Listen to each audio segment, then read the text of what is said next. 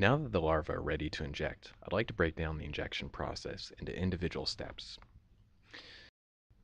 Step 1, you want to raise the needle up and away from the bottom of the slide. Step 2, you want to position the larva so that the caudal vein region is directly below the tip of the needle.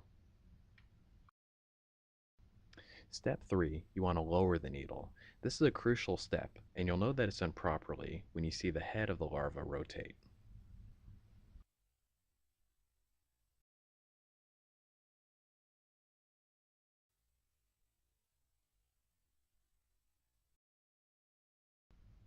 Step number 4, you want to gently push the larva into the tip of the needle until you just barely pierce the caudal vein region.